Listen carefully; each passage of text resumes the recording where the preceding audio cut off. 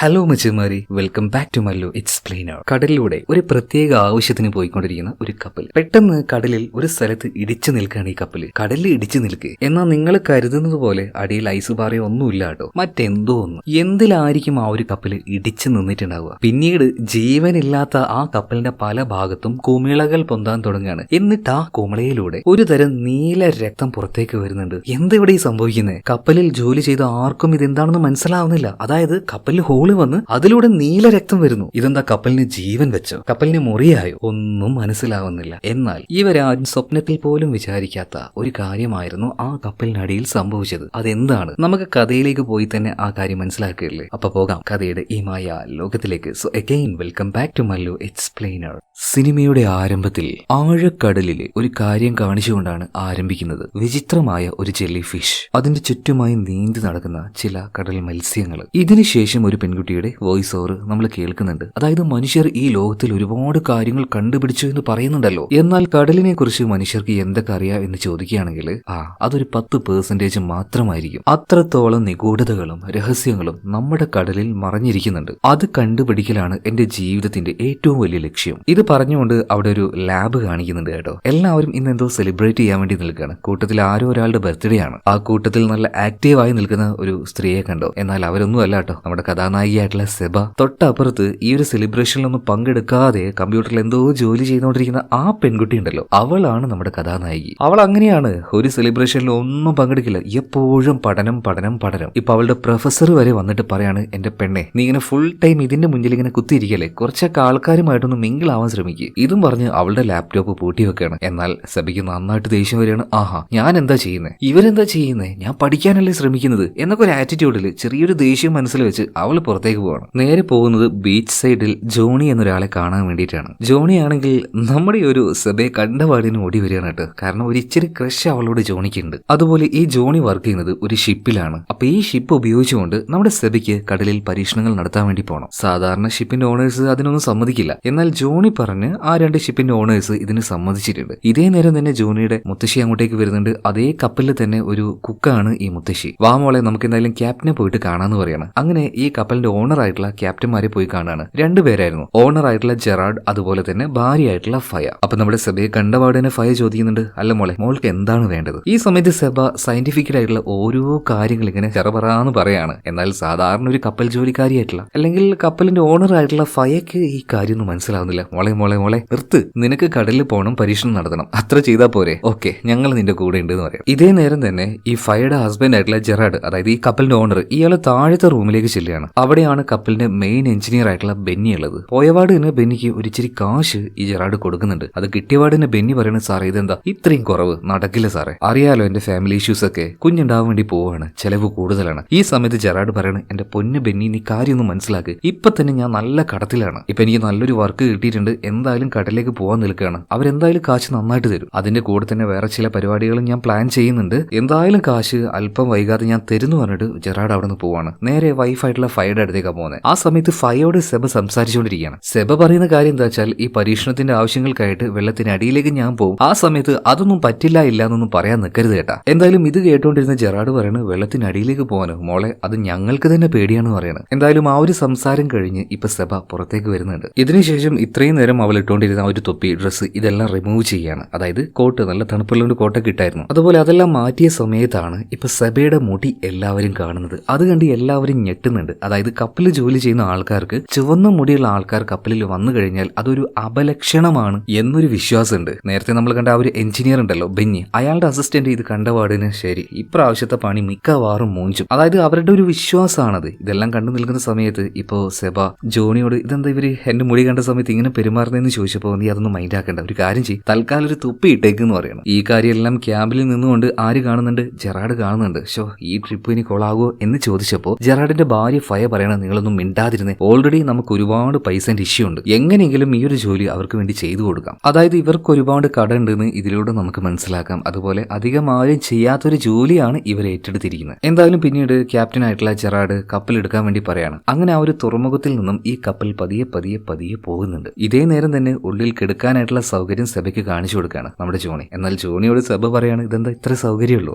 ഇത്ര സൗകര്യമൊക്കെ തന്നെ ഉള്ളൂ, കാരണം ഇവിടെ ജോലി ചെയ്യുന്ന ആൾക്കാർ ഷിഫ്റ്റ് ആയിട്ടാണ് ജോലി ചെയ്യുക. ജോലി ചെയ്യുന്ന സമയത്ത് ബാക്കിയുള്ള ആൾക്കാർ ഇവിടെ വന്ന് കിടക്കും, എന്നിട്ട് അവർ ജോലിക്ക് പോകുമ്പോൾ പിന്നെയുള്ള ആൾക്കാർ വന്നിട്ട് ഇവിടെ കിടക്കും. അങ്ങനെ ഷിഫ്റ്റ് ആയിട്ടാണ് ജോലി ചെയ്യുക. അതും അധികം നേരമൊന്നുമില്ല, 2 മണിക്കൂർ വെച്ച്. എന്നാൽ ഈ കാര്യമൊന്നും നമ്മുടെ സെബയ്ക്ക് അങ്ങോട്ട് അക്സെപ്റ്റ് ചെയ്യാൻ പറ്റില്ല. അവള് പറയുന്ന കാര്യം എന്താണെന്ന് വെച്ചിട്ടുണ്ടെങ്കിൽ, ഈ കടലിന്റെ അടിയിലേക്ക് പോകുന്ന സമയത്ത് നല്ല കോൺഷ്യസ് ആയിരിക്കണം, അതുകൊണ്ട് നന്നായിട്ട് ഉറക്കം നിർബന്ധമാണ്. നിങ്ങൾ എന്തൊക്കെയായി പറയുന്നത്? എന്നാൽ സെബയുടെ ഈ കണ്ടീഷൻസ് ഒന്നും കപ്പലിൽ വെച്ച് നടക്കില്ല. ഇതൊന്നും ഒരു എന്താ പറയാ, അത്ര ഫെസിലിറ്റി ഉള്ള അത്രയും ടോപ്പ് ആയിട്ടുള്ള കപ്പലൊന്നും അല്ല. എന്തായാലും ഇതിന് ശേഷം ഈ കപ്പലിന്റെ ഓണേഴ്സ് ആയിട്ടുള്ള ജെറാർഡിനെയും ഫയയും കാണിക്കുകയാണ്. രണ്ടുപേരും ഒരു ചെറിയ മാലയുടെ ലോക്കറ്റ് പിടിച്ച് പ്രാർത്ഥിച്ചുകൊണ്ടിരിക്കുകയാണ്. അതിനുള്ളിൽ ചെറിയൊരു പെൺകുട്ടിയുടെ ചിത്രം ഉണ്ടായിരുന്നു. മിക്കവാറും ഇത് അവരുടെ മകളായിരിക്കണം. അവൾക്ക് വേണ്ടിയിട്ടായിരിക്കണം ഈ ബുദ്ധിമുട്ടുകൾ മുഴുവനായിട്ടും ഇവർ സഹിക്കുന്നത്. പിന്നീട് ഇവർ രണ്ടുപേരും കൂടി ഒരു റിപ്പോർട്ട് നോക്കുന്ന സമയത്ത് ഇവരിപ്പോ സെബയ്ക്ക് വേണ്ടി ഒരു സ്ഥലത്തേക്ക് പോകുന്നില്ലേ, ആ ഭാഗത്ത് ഒരുപാടധികം മീനുകൾ ഉണ്ടെന്ന് ഇവർക്ക് മനസ്സിലായി. അതുകൊണ്ട് തന്നെ അവൾക്ക് ചെയ്യേണ്ട ജോലി അവിടുന്ന് ചെയ്യുകയും ചെയ്യാം, അതിന്റെ കൂട്ടത്തിൽ ഇവർക്ക് മീനും പിടിക്കാം. അപ്പൊ രണ്ട് രീതിയിൽ വരുമാനം വരും. രണ്ടുപേരും അതിൽ ഹാപ്പിയാണ്. ഇതേ സമയത്ത് തന്നെ ജോണി സെബയെ എഞ്ചിനീയർ ആയിട്ടുള്ള ബെന്നിക്ക് പരിചയപ്പെടുത്തി കൊടുക്കുന്നുണ്ട്. ആ സമയത്ത് അവിടെ ആ ഒരു എഞ്ചിനീയർ ഉണ്ടാക്കി വെച്ച ഒരു മെഷീൻ ഇപ്പോൾ സെബ കാണുന്നുണ്ട്. അവളൊരു സയന്റിസ്റ്റ് ആണല്ലോ, അതുകൊണ്ട് തന്നെ ആ ഒരു മെഷീന്റെ പ്രാധാന്യം അവൾക്ക് മനസ്സിലായി. കടൽ വെള്ളത്തിനെ പ്യൂരിഫൈ ചെയ്യുന്ന ചെറിയൊരു മെഷീൻ കടൽ വെള്ളത്തിനെ ശുദ്ധമാക്കിയെടുക്കും. അതായത് നല്ലൊരു എഞ്ചിനീയറിംഗ് തലയുള്ള ഒരാൾക്ക് ഇത് ഉണ്ടാക്കിയെടുക്കാൻ കഴിയുള്ളൂ. അപ്പൊ ഇത് കണ്ട് സെബ ചോദിക്കുകയാണ്, ഇത്രയും ടാലന്റ് ഉണ്ടായിട്ട് നിങ്ങൾ എന്താ ഇവിടെ ഇങ്ങനെ ജോലി ചെയ്യുന്നത്? ഇപ്പൊ ബെന്നി പറയാണ്, തലയെഴുത്താണ് മേഡം, നമുക്കത് മാറ്റാൻ പറ്റില്ലല്ലോ. ഇതേ സമയത്ത് തന്നെ സെബ ഇപ്പോ എനിക്ക് വർക്ക് ചെയ്യാനായിട്ട് നല്ല ശാന്തമായിട്ടുള്ള ഒരു സ്ഥലം വേണമെന്ന് പറയണം. ജോണി പറയാണ്, ഈ കപ്പലിൽ ഏറ്റവും ശാന്തമായിട്ടുള്ള സ്ഥലം അത് എന്റെ മുത്തശ്ശിയുടെ സ്ഥലമാണ്, അതായത് കപ്പലിലെ അടുക്കള. അങ്ങോട്ടേക്ക് വന്ന സമയത്ത് മുത്തശ്ശി ചോദിക്കുന്നുണ്ട്, അല്ല പെണ്ണെ, നീ എന്തിനാ എപ്പോഴും ഈ തൊപ്പിയിട്ട് കിടക്കുന്നത്? ആ സമയത്ത് സെബ ആ തൊപ്പി ഒന്ന് മാറ്റിയാണ് കേട്ടോ. ഇത് കണ്ടപ്പോൾ മുത്തശ്ശി പറയാണ്, ഇനി നീ തൊപ്പി മാറ്റരുത് കേട്ടോ, കാരണം ആ മുടി ബാക്കിയുള്ളവർ കണ്ടിട്ടുണ്ടെങ്കിൽ അതൊരു അപലക്ഷണമായിട്ടാണല്ലോ എല്ലാവരും കരുതുന്നത്. എന്നാൽ ഇതിലൊന്നും വിശ്വാസമില്ലാത്ത സെബയ്ക്ക് ഒരു ഇച്ചിരി വിഷമം ഉണ്ടാവുന്നുണ്ട്. ഇതേ നേരം തന്നെ ഫയ, ജെറാർഡ് ഇവർ രണ്ടുപേരും ഉൾക്കടലിലേക്ക് പോകുന്നതിന് മുന്നേ കോസ്റ്റ് ഗാർഡിനെ വിളിച്ച് പെർമിഷനും കാര്യങ്ങളൊക്കെ എടുക്കുന്നുണ്ട്. ഇവർ പോകുന്ന റൂട്ടിൽ വലിയ കുഴപ്പമൊന്നുമില്ല, എന്നാൽ പോകുന്ന വഴിയിൽ ചെറിയൊരു മാറ്റം വരുത്തണം. ഇവർ പോകുന്ന ഒരു വഴിയിൽ കുറച്ച് ഡേഞ്ചർ ആയിട്ടുള്ള ഒരു ഏരിയ ഉണ്ട്, പ്രൊഹിബിറ്റഡ് ആണ്, അങ്ങോട്ടേക്ക് പോകാൻ പാടില്ല എന്ന് കോസ്റ്റ് ഗാർഡ് പറയണം. അപ്പൊ ആ ഒരു ഭാഗത്ത് ടച്ച് ചെയ്യാതെ ചുറ്റി വളഞ്ഞ് പോകാനാ പറയുന്നത്. ഇത് കേട്ട സമയത്ത് ഈ ജെറാർഡ് ഒന്ന് ഞെട്ടുന്നുണ്ട്, കാരണം ഇയാൾ ഒരുപാട് മീനുണ്ട് എന്ന് കരുതിയില്ലേ, ആ സ്ഥലത്ത് കൂടിയാണ് പോകരുത്, ചുറ്റി വളഞ്ഞ് പോകണം എന്ന് പറയുന്നത്. ഇത് കേട്ടപ്പോൾ ജെറാർഡിന് ദേഷ്യം വരികയാണ്.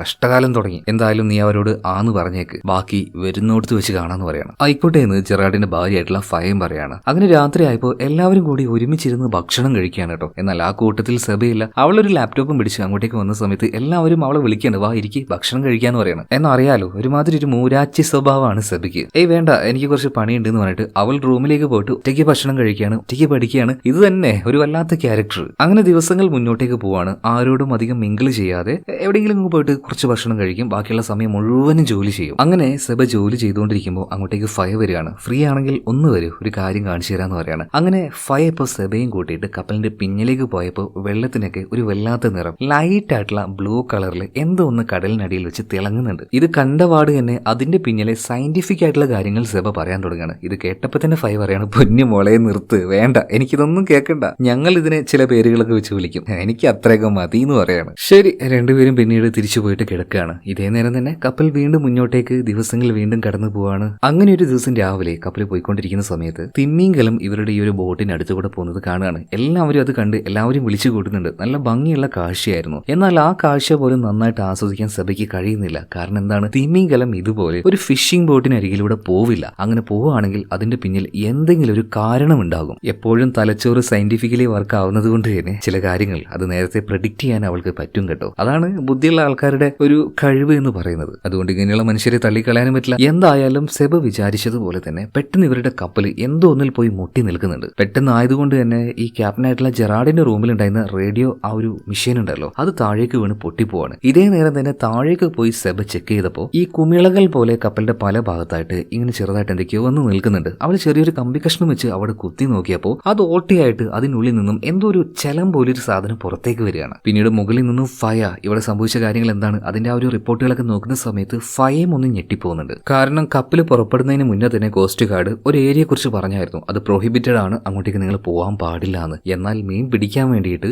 ജെറാർഡ് അതേ സ്ഥലത്തേക്ക് തന്നെയാണ് ഇപ്പൊ വന്ന് നിൽക്കുന്നത്. ഫയക്ക് ഇപ്പോഴാണ് ആ ഒരു കാര്യം മനസ്സിലായത്. ബാക്കിയുള്ള ആരോടും ഈ ഒരു കാര്യം പറഞ്ഞില്ല കേട്ടോ. ഈ സമയത്താണ് താഴെ വിചിത്രമായിട്ടുള്ള എന്തോന്ന് കണ്ട് സെബ അവിടെ നിൽക്കുന്നുണ്ട് എന്ന് പറഞ്ഞത് കേട്ടപ്പോൾ ഇവർ രണ്ടുപേരും താഴേക്ക് ചെന്ന് നോക്കുകയാണ്. നോക്കുമ്പോൾ അവൾ ആ ഒരു എന്തോ വെള്ളം പോലെ എന്തോ ഒരു സ്ഥലം വന്നെന്ന് പറഞ്ഞില്ലേ, അവിടെ ചെറുതായിട്ടൊന്ന് പൊളിച്ചു നോക്കിയപ്പോൾ എന്തോ ഒരു ജീവിയുടെ ഇറച്ചി ഇറച്ചി കഷ്ണം ഇങ്ങനെ കാണുന്നുണ്ട്, ഞൊളാന്നിരിക്കുന്നുണ്ട് കേട്ടോ. ഇത് കണ്ടിട്ട് ഫയ അതുപോലെ തന്നെ ജെറാഡ് ഇവരാകെ അമ്പരന്ന് നിൽക്കുകയാണ്. ഇതെന്താണിത്? ഇപ്പൊ നമ്മുടെ സെബ പറയാണ് അറിയില്ല, എന്താണെന്ന് ഒരു പിടുത്തവുമില്ല. ആ നേരം ജെറാഡ് പറയണ നീ വലിയ സയന്റിസ്റ്റ് അല്ലേ, കടലിന്റെ അടിയിലേക്ക് പോകണം, നിരീക്ഷിക്കണം എന്നൊക്കെയല്ലേ പറഞ്ഞത്, ഇവിടെ വെച്ച് നീ പോയി നോക്ക്, എന്താണെന്ന് പഠിക്ക്. പിന്നീട് സെബ ഒന്നും ആലോചിച്ചില്ല കേട്ടോ. ആ ഒരു സ്വിമ്മിംഗ് സ്യൂട്ടും കാര്യങ്ങളൊക്കെ ഇട്ടുകൊണ്ട് നേരെ വെള്ളത്തിലേക്ക് എടുത്തു ചാടുകയാണ്. ജെറാഡ് പറഞ്ഞ പാടിന് അവളിത് ചെയ്യാനുള്ള കാരണം എന്താണെന്ന് വെച്ചാൽ അതെന്താണെന്ന് അറിയാനുള്ള ക്യൂരിയോസിറ്റി എല്ലാവരെക്കാൾ കൂടുതലായിട്ട് സെബയ്ക്കായിരുന്നു ഉണ്ടായിരുന്നത്. അങ്ങനെ കടലിലേക്ക് എടുത്തു ചാടി വെള്ളത്തിനടിയിലേക്ക് വന്ന് കപ്പലിനടിയിൽ എന്താണ് തട്ടി നിൽക്കുന്നത് എന്ന് നോക്കിയപ്പോൾ കുറെ അധികം പുഴുക്കളെ പോലെയുള്ള കൈകൾ ഇതാണ് കപ്പലിന്റെ അടിയിൽ വന്ന് തട്ടിയിരിക്കുന്നത്. പതിയെ അതിൽ അവളൊന്ന് കുത്താൻ നോക്കുന്നുണ്ട്. കുത്തുന്ന സമയത്ത് ഒരു തരം നീല നിറത്തിലുള്ള ദ്രാവകം പുറത്തേക്ക് വരികയാണ്. അതുപോലെ കപ്പലിന്റെ ഉള്ളിൽ പല സ്ഥലത്തും ഇതുപോലെ കുമിളകൾ വന്നിട്ടുണ്ട്.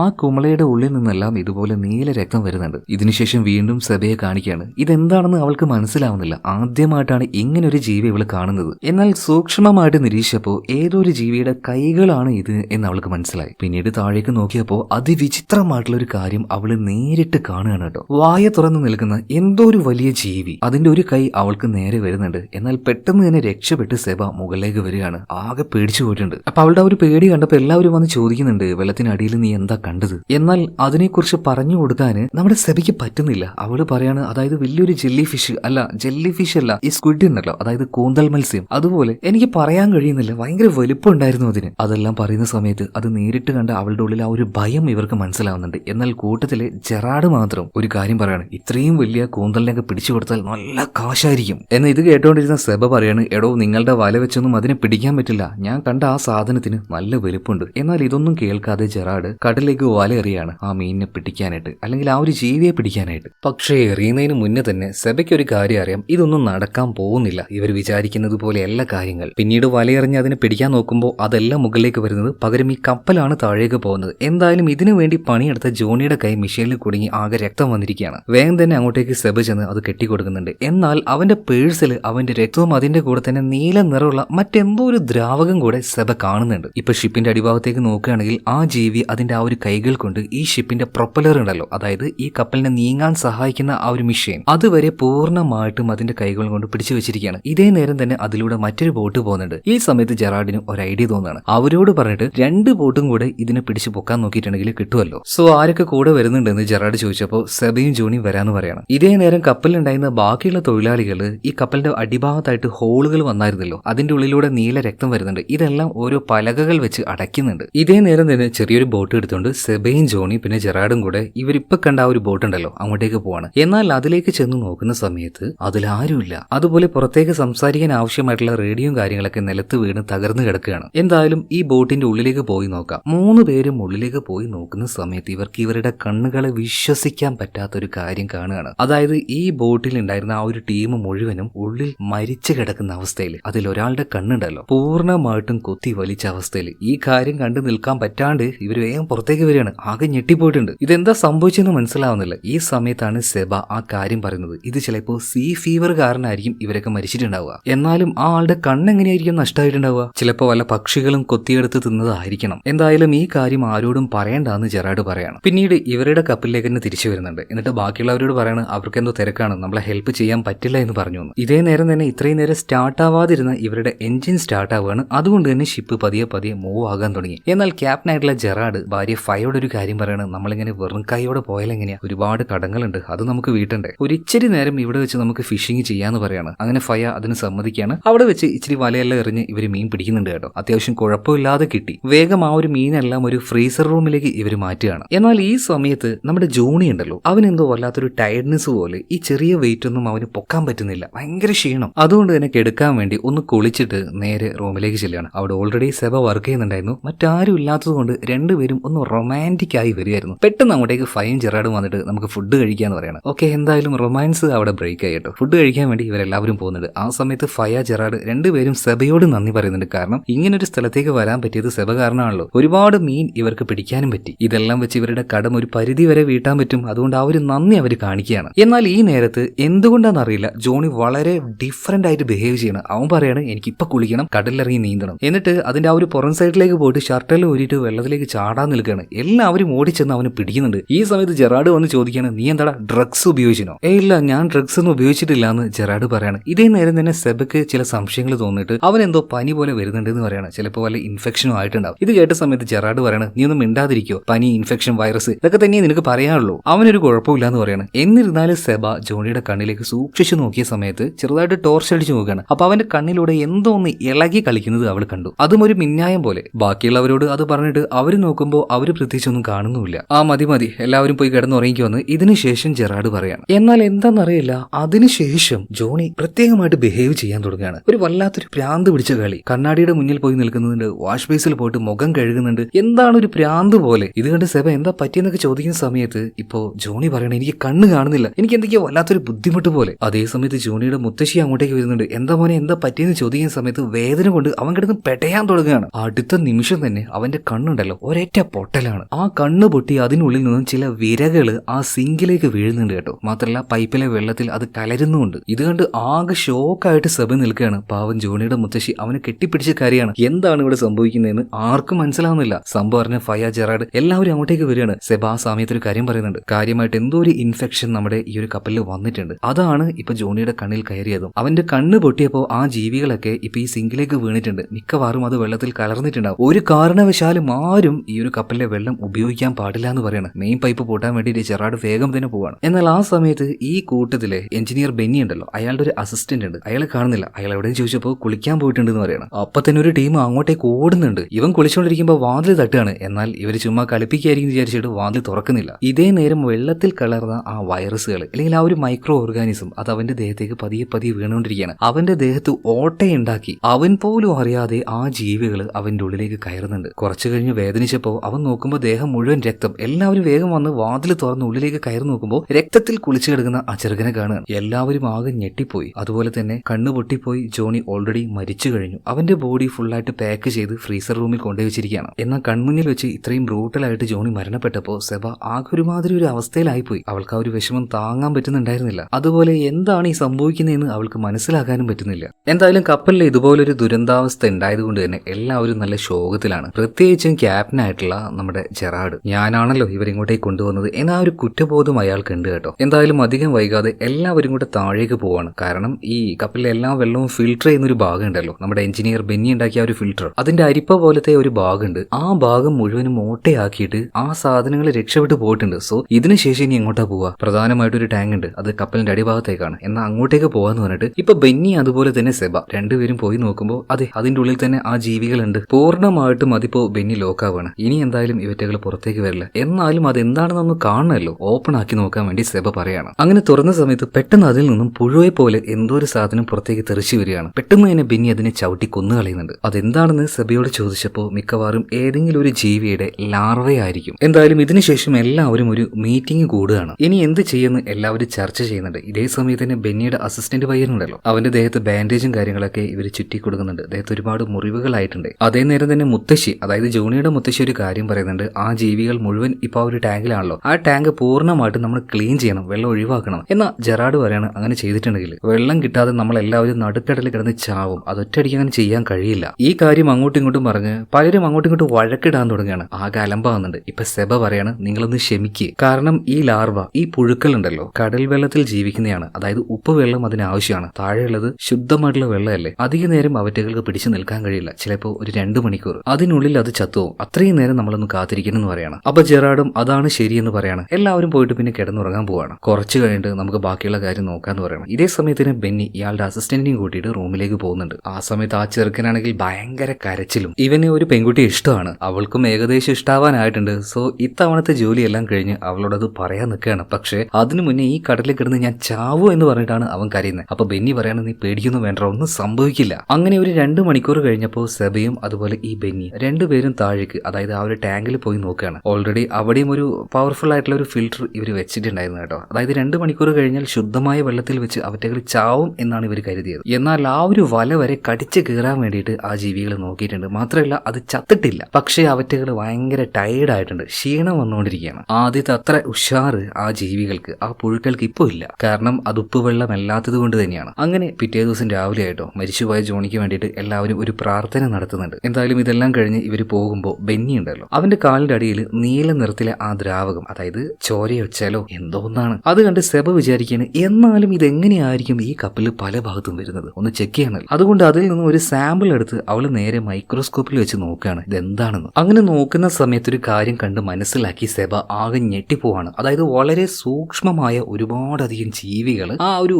വഴുവഴുത്ത സാധനത്തിലുണ്ടായിരുന്നു. അതെന്താണെന്ന് സെബ മനസ്സിലാക്കി. പിന്നീട് എല്ലാവരും വേഗം വിളിക്കുകയാണ്, കാര്യങ്ങൾ പറഞ്ഞു കൊടുക്കുകയാണ്. അതായത് ഇതൊരു തരം പാരസൈറ്റ് ആണ്, അതായത് പരാതജീവി എന്ന് പറയും. പരാതജീവികളുടെ പ്രത്യേകത എന്താണെന്ന് വെച്ചിട്ടുണ്ടെങ്കിൽ അവയ്ക്ക് സ്വയം ജീവിക്കാൻ കഴിയില്ല. അതുകൊണ്ട് തന്നെ മറ്റൊരു ജീവിയുടെ ശരീരത്തിന്റെ ഉള്ളിൽ കയറിയിരിക്കും. എന്നിട്ട് ആ ജീവിയെ തിന്നാണ് പരാതജീവികൾ ജീവിക്കുക. വെള്ളത്തിനടിയിൽ എന്താണെന്ന് ഞാൻ നോക്കാൻ പോയപ്പോൾ ഒരു വലിയൊരു ഫിഷിനെ, ജെല്ലി ഫിഷിനെ, നിങ്ങളൊക്കെ പറയുന്ന പോലെ കൂന്തലിനെ കണ്ടില്ലേ, അതാണ് ഈ പരാതജീവികളെ നമ്മുടെ ഈ ഒരു കപ്പലിന്റെ ഉള്ളിലേക്ക് കയറ്റി വിട്ടത്. അതിനൊരു കാരണമുണ്ട്. ആ ജീവി കരുതിയത് നമ്മുടെ ഈ ഒരു കപ്പൽ ഒരു തിമിംഗലമാണെന്നാണ്. അതുകൊണ്ടാണ് അതിന്റെ ആ ഒരു കൈകൾ കൊണ്ട് നമ്മുടെ കപ്പലിനെ പിടിച്ചത്. എന്നിട്ട് അതിന്റെ ആ ഒരു കൈകൾക്കുള്ളിലെ പാരസൈറ്റ്, അതായത് പരാതജീവികളെ നമ്മുടെ കപ്പലിന്റെ ഉള്ളിലേക്ക് പതിയെ പതിയെ തുളച്ച് കയറ്റി വിട്ടു. അതായത് ആ ജീവി ഇതൊരു തിമിംഗലമാണെന്ന് കരുതിയിട്ടാണ് ഇങ്ങനെ ചെയ്തത്. നമ്മൾക്ക് അപകടം സംഭവിക്കുന്നതിന് മുന്നേ ഒരുപാട് തിമിംഗലങ്ങൾ ഇവിടുന്ന് ഓടി രക്ഷപ്പെടുന്നത് പോലെ നമുക്ക് തോന്നിയില്ലേ? സത്യം പറഞ്ഞാൽ ഈ ഒരു ജെല്ലി ഫിഷിൽ നിന്ന് രക്ഷപ്പെടാനാണ് തിമിംഗലങ്ങൾ അങ്ങനെ പോയത് തന്നെ. കാരണം ആ ഒരു പാരസൈറ്റ് തിമിംഗലത്തിന്റെ ഉള്ളിൽ ചെന്നാൽ പൂർണ്ണമായിട്ടും അവറ്റകൾ തിമിംഗലത്തിനെ അതിന്റെ ഉള്ളിൽ വെച്ച് തന്നെ തിന്ന് തീർത്ത് കളയും. ഇപ്പോ തിമിംഗലമാണെന്ന് കരുതിയിട്ട് നമ്മുടെ കപ്പലിലേക്ക്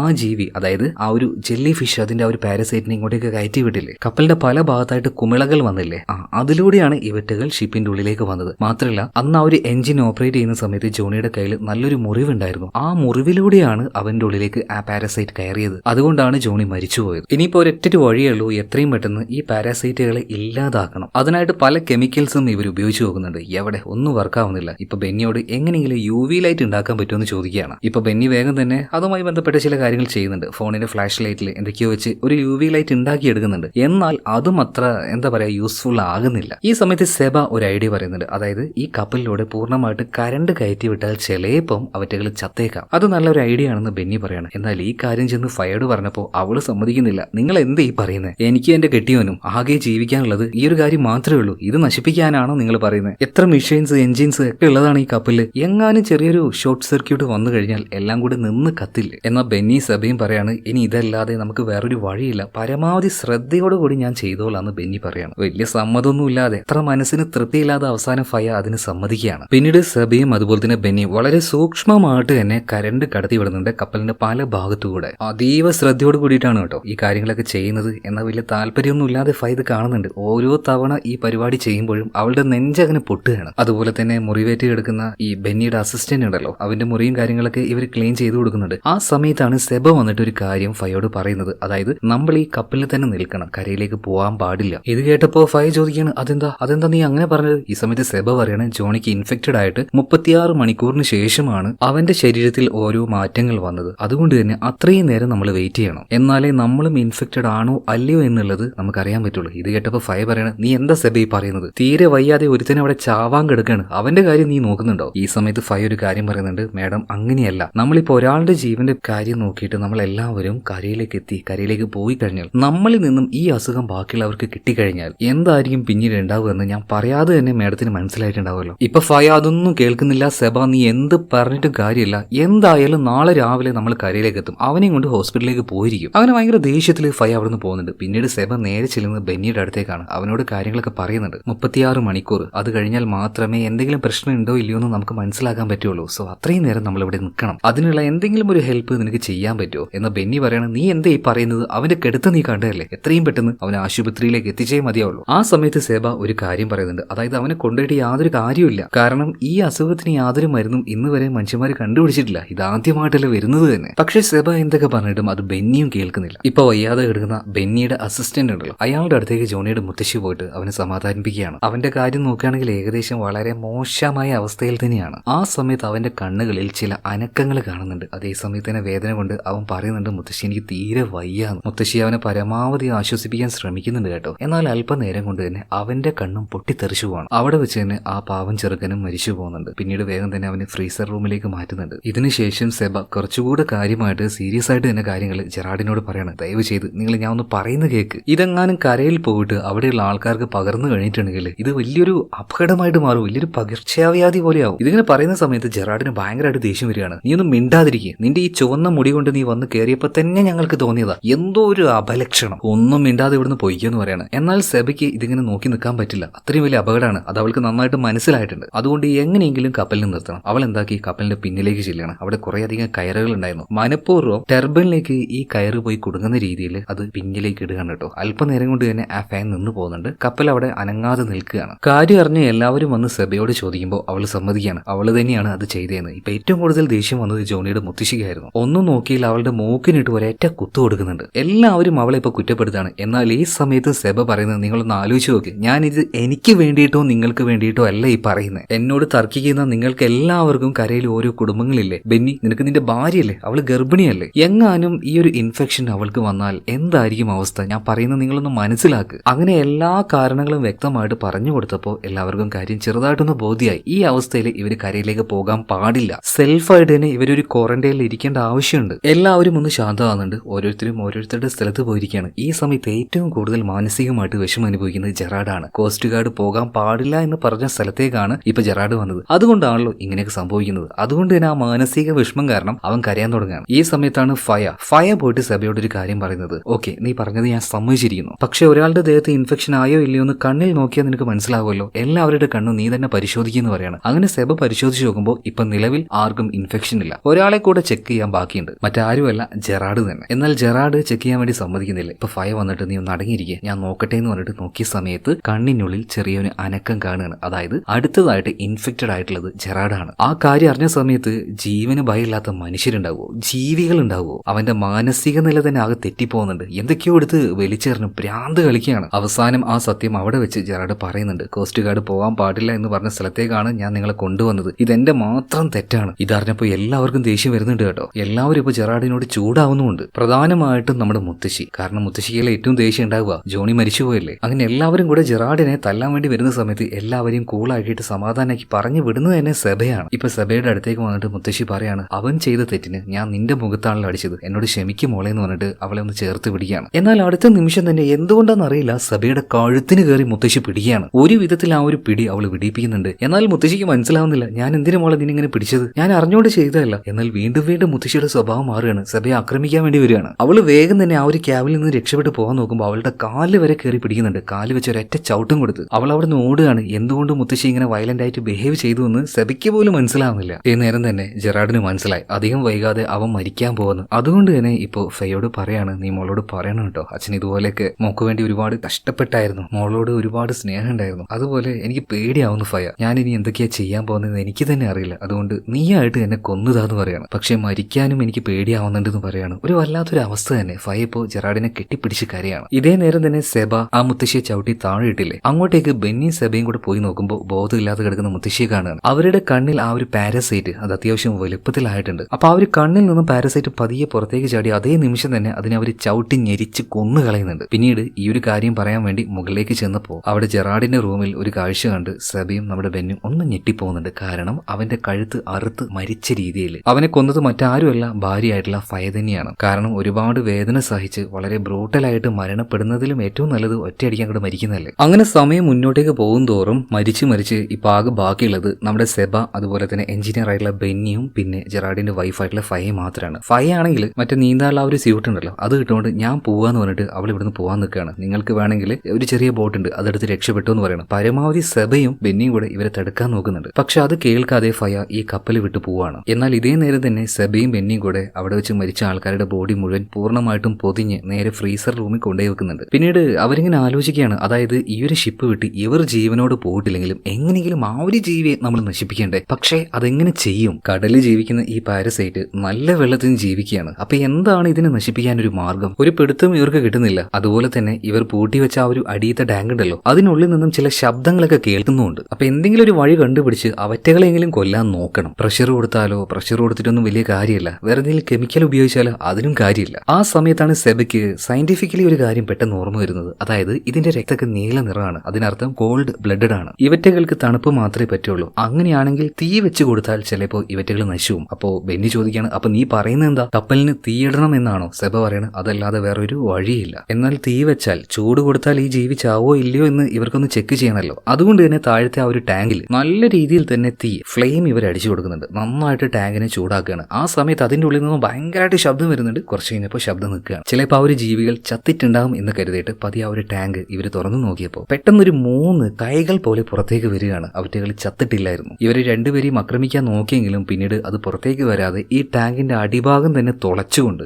നേരെ വെള്ളത്തിലേക്ക് അത് പോവുകയാണ്. അതുകൊണ്ട് തന്നെ എന്തായി, കപ്പലിന് ഇപ്പോൾ ഒരു ഹോളും വന്നു. ഇനി ഇതിൽ നിൽക്കുന്നതിൽ കാര്യമില്ല, എങ്ങനെയെങ്കിലും ആ ലൈഫ് ബോട്ട് ഉപയോഗിച്ചുകൊണ്ട് ഇവിടുന്ന് രക്ഷപ്പെട്ടു പോകലേ രക്ഷയുള്ളൂ. അതിന് മുന്നേ ആയിട്ട് പെട്രോൾ ഒഴിച്ച് ഇവർ ഈ കപ്പലിന് തീ വെക്കുന്നുണ്ട്. പിന്നീട് ലൈഫ് ബോട്ടിലേക്ക് ഇറങ്ങാൻ നിൽക്കുമ്പോൾ ബെന്നിക്ക് ഇറങ്ങാൻ പറ്റുന്നില്ല, കാരണം അവന് നീന്തൽ അറിയില്ലായിരുന്നു. ഇത് കേട്ട സമയത്ത് സെബ ചോദിക്കുകയാണ്, നീ എന്താണ് ഈ പറയുന്നത്? കപ്പലിൽ ജോലി ചെയ്യാൻ വന്നിട്ട് നീന്തൽ അറിയില്ലാന്നോ? മര്യാദക്ക് ഇറങ്ങിക്കെന്ന് പറയാണ്. അങ്ങനെ പേടിച്ച് ബെന്നി വെള്ളത്തിലേക്ക് ഇറങ്ങിയ സമയത്ത്, അതായത് ആ ഒരു ബോട്ടിലേക്ക് ഇറങ്ങിയ സമയത്ത് കാല് തന്നെ നേരെ കടലിലേക്ക് വീഴുകയാണ്. എന്നാൽ ഒരു വിധത്തിൽ ആ ഒരു ലൈഫ് ബോട്ടിൽ പിടിച്ചു നിൽക്കുന്ന സമയത്ത് പെട്ടെന്ന് അവന്റെ കാലിലേക്ക് ആ ജീവി വന്നൊരു പിടുത്തം പിടിക്കുകയാണ്. അവന് വെള്ളത്തിനടിയിലേക്ക് വലിച്ചു കൊണ്ടുപോകുന്നുണ്ട്. എന്നാൽ ഒരു സെക്കൻഡ് പോലും ആലോചിക്കാതെ സെബ വെള്ളത്തിലേക്ക് എടുത്തു ചാടുകയാണ്. എന്നിട്ട് ആ ജീവിയുടെ കൈകളിൽ നിന്നും എങ്ങനെയൊക്കെയോ ബെന്നിയെ രക്ഷപ്പെടുത്തി മുകളിലേക്ക് കൊണ്ടുവരുന്നുണ്ട് കേട്ടോ. രണ്ടുപേരും സന്തോഷം കൊണ്ട് കെട്ടിപ്പിടിക്കുകയാണ്. എന്നാൽ ആ നേരത്താണ് സെബ ഒരു കാര്യം കാണുന്നത്. അവളുടെ കയ്യിൽ ആ ജീവി നന്നായിട്ടൊന്ന് കടിച്ചിട്ടുണ്ട്. ചെറിയ രീതിയിൽ വൈറസ് ഉള്ളിലേക്ക് വന്നു കഴിഞ്ഞാൽ തന്നെ എന്താ സംഭവിക്കാന്ന് നമ്മൾ കണ്ടതാണ്. എന്നാൽ ഇത്രയും അളവിൽ സെബയുടെ ഉള്ളിലേക്ക് ആ ജീവികൾ കയറി പോയിട്ടുണ്ടെങ്കിൽ എന്തായിരിക്കും സെബയുടെ അവസ്ഥ? അതുകൊണ്ട് തന്നെ കൂടുതലായിട്ടൊന്നും സെബ ആലോചിച്ചില്ല. ഇപ്പൊ ബെന്നിയോട് പറയാണ്, എന്തായാലും എനിക്ക് രക്ഷപ്പെടാൻ കഴിയില്ല, നീയെങ്കിലും രക്ഷപ്പെട്ടു പോകുന്നു പറഞ്ഞിട്ട് വെള്ളത്തിലേക്ക് എടുത്തങ്ങോട്ട് ചാടുകയാണ്. അതായത് എന്തായാലും മരിക്കുമെന്ന് മനസ്സിലാക്കിയ സെബയ്ക്ക് അവൾക്ക് അറിയണമായിരുന്നു ആ ജീവി അതെന്താണെന്ന്. അതുകൊണ്ട് തന്നെ അവൾ അന്ന് വെള്ളത്തിലേക്ക് ഇറങ്ങിയ സമയത്ത് കണ്ട ആ ജീവിയുടെ വായ അതിന്റെ ഉള്ളിലേക്ക് പോയിട്ട് അതെന്താണെന്ന് മരിക്കുന്നതിന് മുന്നേ മനസ്സിലാക്കുക. അറിവ് എന്ന് പറഞ്ഞാൽ അതിങ്ങനെ നേടാൻ ആഗ്രഹിക്കുന്ന ആൾക്കാർ അതിനുവേണ്ടി എന്തും ചെയ്തു നമ്മുടെ സെബയെ പോലെ തന്നെ. എന്നാലും ആ ജീവിയുടെ വായുടെ ഉള്ളിലേക്ക് അവൾ പോവുകയാണ്. ഇതേ സമയത്ത് തന്നെ കടലിന്റെ മുകളിൽ ആ ലൈഫ് ബോട്ടിൽ ഇരിക്കുന്ന ബെന്നിയെ കാണിക്കുന്നുണ്ട്. അവൻ എന്താ ചെയ്യാന്ന് അറിയാതെ അങ്ങനെ നിൽക്കുന്ന സമയത്ത് പെട്ടെന്ന് വെള്ളത്തിന്റെ മുകൾ ഭാഗത്തൊക്കെ ആയിട്ട് വല്ലാത്തൊരു നീല നിറം രൂപപ്പെടുന്നുണ്ട്. ചിലപ്പോൾ അതിന്റെ വായിൽ പോയിട്ട് സെബ എന്തെങ്കിലും ചെയ്തിട്ടുണ്ടാകും, അല്ലെങ്കിൽ സ്വാഭാവികമായിട്ട് സംഭവിക്കുന്ന എന്തെങ്കിലും ഒരു കാര്യമായിരിക്കും. ഇതേ നേരം തന്നെ അങ്ങോട്ടേക്ക് ഒരു ബോട്ട് വരുന്നുണ്ട്. അതായത് ഇവിടെ കത്തിക്കൊണ്ടിരിക്കുന്ന ആ ഒരു വലിയ കപ്പൽ കണ്ടിട്ടാണ് അവരിങ്ങോട്ടേക്ക് വരുന്നത്. സോ അത് കണ്ടപ്പോൾ തന്നെ ബെന്നി ഉറക്കനെ അവന്റെ കൈകൾ കാണിച്ചുകൊണ്ട് അവരെ രക്ഷപ്പെടുത്താൻ വേണ്ടി വിളിച്ചുകൊണ്ടിരിക്കുകയാണ് കേട്ടോ. ഇവിടെയാണ് സിനിമ തീരുന്നത്. സീ ഫീവർ എന്ന ഈ ഒരു സിനിമ കഥ നിങ്ങൾക്ക് ഇഷ്ടമായിട്ടുണ്ടാകും എന്ന് ഞാൻ വിചാരിക്കുകയാണ്. ക്ലൈമാക്സ് അത്രയ്ക്ക് അങ്ങോട്ട് കൺവിൻസിംഗ് ആയില്ല, കുറച്ചുകൂടെ നന്നാക്കായിരുന്നു. എന്തായാലും നല്ല ത്രില്ലിംഗ് ആയിട്ടുള്ള ഒരു സ്റ്റോറി ആയിരുന്നു. എന്തായാലും അടുത്ത വീഡിയോയിൽ നമുക്ക് വീണ്ടും കാണാം. Okay, by.